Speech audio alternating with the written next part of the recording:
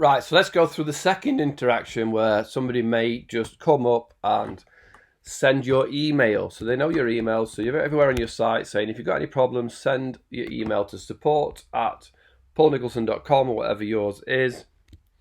Hello, I went with Zendesk. Hi Paul, I signed up with Zendesk. Where is the training? I'll leave it like that because people generally don't say please and thank you when they're firing emails to me. Send. So now I am doing it direct. They have got the contact information and I'm going to get a ticket signed up. Maybe drinking my coffee while it comes through.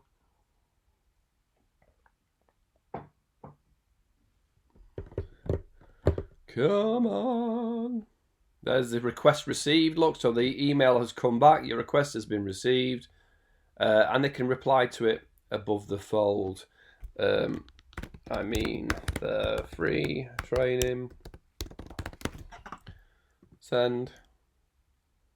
And that will shoot off on top of that ticket. Here's the email I've got. So here's the first one. The second one will bump on the top of that in a second. But I can click this ticket number here to jump to the ticket. And that will take me to the information. So there's the 2 comments that have been sent. I can say, just give me a minute to find the link. If I need that sort of thing, or the newsletter, or whatever it is. Submit as pending.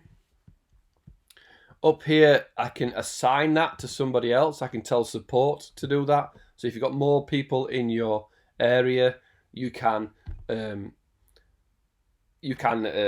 more people in your team, you can assign it to somebody else. If you've got other users that you want to assign to this ticket who might work with that person, you can do it. You can tag, I'm not sure how you do tag, Zendesk. I'm not sure if you can do it that way. Oh yeah, you just test tab, type, question, incident or problem. You can give it all different areas. Priority, low, medium, high or urgent. And submit as pending.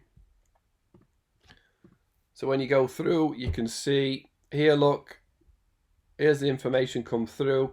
Pending status versus the open ones. Urgent, and it's a question. Finally, you can go, hello, here's free training.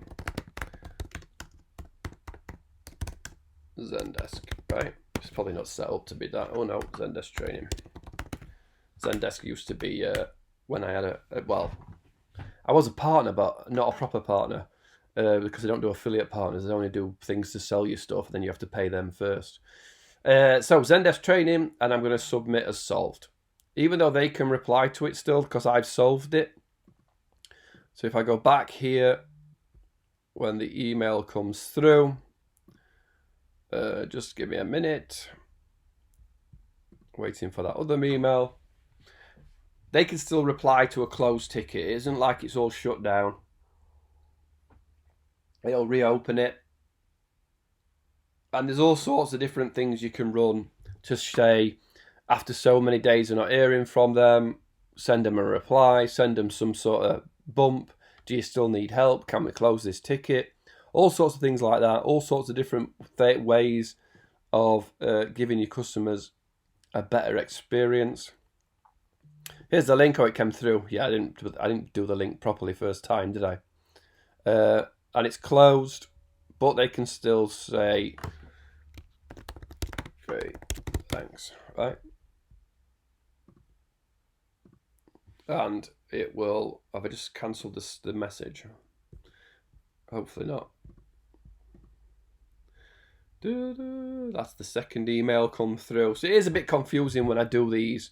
Oh, there you go. Great, thanks. And it's closed. Okay. So that's the whole way a ticket process works. Yes, there's 100,000 different other things you can add, and we will cover that in a training program. And you can say to me, Paul, how do I do this? And I'll create a free video on exactly how to do that, right? But I do use Zendesk every day, but because I'm a one-man army, I don't use all the features to share with a team or share their reports. I don't need to, right? So I'm very basically replying to emails.